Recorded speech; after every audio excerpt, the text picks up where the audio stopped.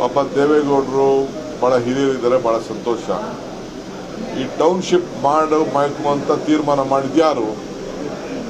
7 township ಮಾಡಬೇಕು ಅಂತೇಳಿ ತೀರ್ಮಾನ ಮಾಡಿದ್ರು ಕುಮಾರಸ್ವಾಮಿ. ಕುಮಾರಸ್ವಾಮಿ ಚೀಫ್ ಮಿನಿಸ್ಟರ್ ಆಗಿದ್ದಾಗೆ ಆ ಜಾಗನ ಅಲ್ಲಿ ಸಾತ್ತೂರು, ನಂದಗುಡಿ, ಬಿಡದಿ ಎಲ್ಲ ಕಡೆ ಅವರು ಮಾಡಿದ್ದಾರೆ. ಅವರು ಮಾಡಿ ಅವರೇ DLF ಅವ್ರ ಕೈಲಿ 300 ಕೋಟಿ ರೂಪಾಯಿ ದುಡ್ಡು ಕಟ್ಸ್ಕೊಂಡಿದ್ದಾರೆ. ತಿರ್ಗಾ BJP ಗೌರ್ಮೆಂಟ್ ಬಂದ ಮೇಲೆ ದುಡ್ಡನ್ನ ಮಾಡೋಕ್ಕಾಗಲ್ಲ ಅಂತ ವಾಪಸ್ ಕೊಟ್ಟಿದ್ದಾರೆ. ನಾನು ಡಿನೋಟಿಫೈ ಮಾಡಕ್ಕೆ ನಾನು ತಯಾರಿಲ್ಲ.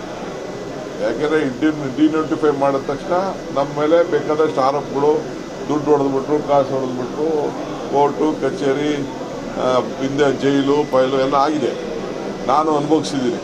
ನನ್ನ ಸ್ವಂತ ಜಮೀನಿಗೆಲ್ಲ ಏನೇನಾಗಿದೆ ಅಂತ ನಾನು ಅನುಭವಿಸಿ ಇವರೇ ಆರೋಪಗಳು ಮಾಡಿದ್ದಾರೆ.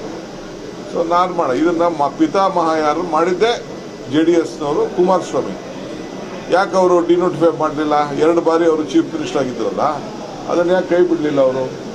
ಸೊ ನಾನೆಲ್ಲ ರೈತರ ಮಾತಾಡಿದ್ದೀನಿ. ಆ ಒಂದು ಸಿಟಿ, ಗ್ರೇಟರ್ ಬ್ಯಾಂಗ್ಳೂರ್ ಸಿಟಿ, ಇಡೀ ದೇಶಕ್ಕೆ ಒಂದು ಮಾದರಿ ಆಗುವಂಥ ಒಂದು ಸಿಟಿನ ನಾನು ಮಾಡ್ತೀನಿ. ಇದನ್ನು ನಾನು ಇವತ್ತು ಈ ಮೈಸೂರಿನಲ್ಲಿ ಈ ಪವಿತ್ರವಾದಂಥ ದಿನ ನಾನು